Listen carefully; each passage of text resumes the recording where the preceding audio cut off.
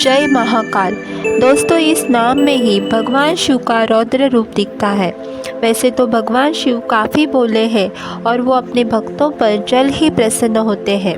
इसी रौद्र रूप यानी कि महाकाल के ज्योतिर्लिंग के बारे में आज हम विस्तार से बात करेंगे और जानेंगे उसकी पौराणिक कथा। महाकालेश्वर ज्योतिर्लिंग द्वादश ज्योतिर्लिंग में से तीसरा ज्योतिर्लिंग है और वो पूरी दुनिया में एक ऐसा तीर्थस्थल है जिसे हर कोई जानता होगा। और ऐसा कहा जाता है कि इस मंदिर की स्थापना द्वापर युग से पहले हुई थी। जब भगवान श्री कृष्ण उज्जैन में शिक्षा प्राप्त करने आए तो उन्होंने महाकाल स्तोत्र का गान किया था और गोस्वामी तुलसीदास ने भी इस मंदिर का उल्लेख किया हुआ है। ये ज्योतिर्लिंग उज्जैन में क्षिप्रा नदी के किनारे स्थित है। यह ज्योतिर्लिंग स्वयंभू है यानी कि इसकी उत्पत्ति स्वयं हुई है और यह भगवान शंकर के रौद्र रूप को दर्शाता है। यह ज्योतिर्लिंग एकमेव ऐसा ज्योतिर्लिंग है जो दक्षिणामुखी है, जिसका अर्थ है कि वो दक्षिण की तरफ मुख करके खड़ी है। इसकी विशेषता ये है कि दक्षिणमुखी ज्योतिर्लिंग तंत्र साधना में अहम मानी जाती है, क्योंकि तंत्र साधना के लिए दक्षिणमुखी होना बहुत ज़रूरी है दोस्तों। और इस मंदिर का शिखर काफ़ी बड़ा है और इसका अग्रभाग अपनी भव्यता को दर्शाता है। ये जैसा आज दिखता है वैसे पहले नहीं था। इसे मुस्लिम शासकों ने तोड़ा और फिर हिंदू राजाओं ने बनाया। इस मंदिर के गर्भगृह में ओंकारेश्वर की मूर्ति है। गर्भगृह के पश्चिम, उत्तर और पूर्व में गणेश, पार्वती और कार्तिकेय के चित्र स्थापित है। दक्षिण में नंदी की प्रतिमा है। इसके गर्भगृह में एक नंददीप है जो सदैव प्रज्वलित होता रहता है। यहाँ पर नागचंद्रेश्वर मंदिर भी है जो कि नाग पंचमी के दिन ही खुलता है। इस मंदिर के गर्भगृह में शनिवार, रविवार और पूरे दिन प्रवेश बंद रखा जाता है, लेकिन श्रद्धालुओं की अगर भीड़ कम हो तो प्रवेश चालू रखा जाता है। शिवरात्रि, श्रावण मास में आमतौर पर प्रवेश बंद रहता है। इस मंदिर के पास ही एक छोटा सा जल स्तोत्र है जिसको कोटि तीर्थ कहा जाता है। यहाँ से ही जल भगवान शिव पे अर्पित होता है। यहाँ पर लोगों की आस्था और भगवान के दर्शन से ही आपका मन तृप्त होगा।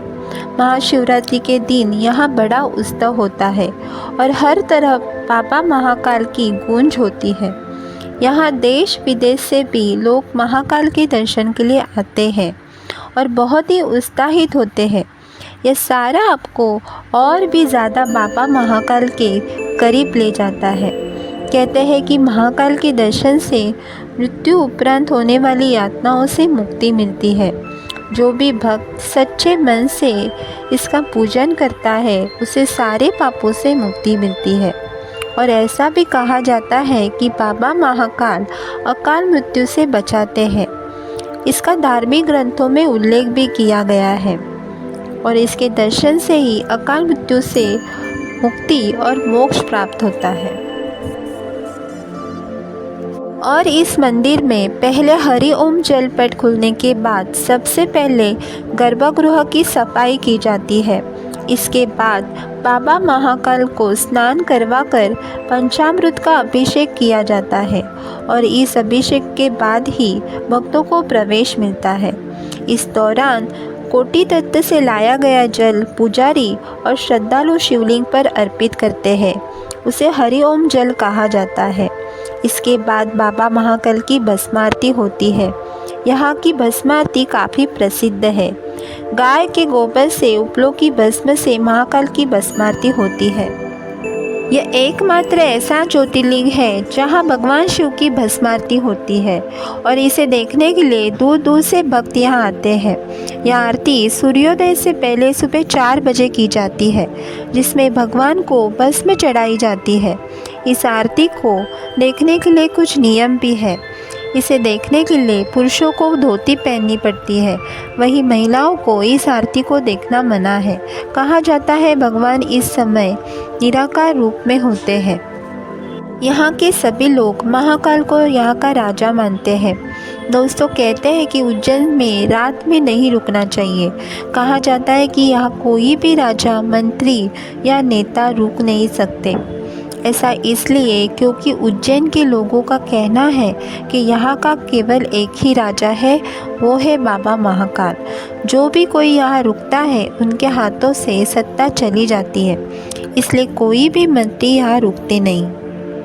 अब जानते हैं इसकी पौराणिक कथा। शिव पुराण की कथा के अनुसार उज्जैन में चंद्रसेन नाम का राजा शासन करता था, जो शिव भक्त था। भगवान शिव के गणों में से एक मणिभद्र से उसकी मित्रता थी। एक दिन मणिभद्र ने राजा को एक अमूल्य चिंतामणि प्रदान की, जिसको धारण करने से चंद्रसेन का प्रभुत्व बढ़ने लगा। यश और कीर्ति दूर दूर तक फैलने लगी। दूसरे राज्यों के राजाओं में उस मणि को पाने की लालसा जाग उठी। कुछ राजाओं ने चंद्रसेन पर हमला कर दिया। राजा चंद्रसेन वहां से भागकर महाकाल की शरण में आ गया और उनकी तपस्या में लीन हो गया। कुछ समय बाद वहां पर एक गोपी अपने 5 साल के बेटे के साथ पहुंची। बालक राजा को शिव भक्ति में लीन देखकर प्रेरित हुआ और वह भी शिवलिंग की पूजा करने लगा। बालक शिव आराधना में इतना लीन हो गया कि उसे माँ की आवाज़ भी सुनाई नहीं दे रही थी। उसकी माँ उसे भोजन के लिए बार बार आवाज़ लगा रही थी। बालक को न आने पर माँ को गुस्सा आया और वो उसे पीटने लगी और शिव पूजा की सामग्री फेंकने लगी। तभी वो बालक अपनी माँ के इस बर्ताव से दुखी हो गया। तभी वहाँ पर चमत्कार हुआ और भगवान शिव वहाँ पर प्रकट हुए और ज्योतिर्लिंग में समा गए और इस तरह से महाकाल की उत्पत्ति हुई। स्वयंभू भव्य और दक्षिणमुखी महाकालेश्वर के दर्शन अत्यंत पुण्यदायी है। यह वीडियो आपको कैसा लगा कमेंट बॉक्स में ज़रूर लिखना। अगर वीडियो पसंद आया हो तो कमेंट में हर हर महादेव ज़रूर लिखना। तब तक के लिए टेक केयर एंड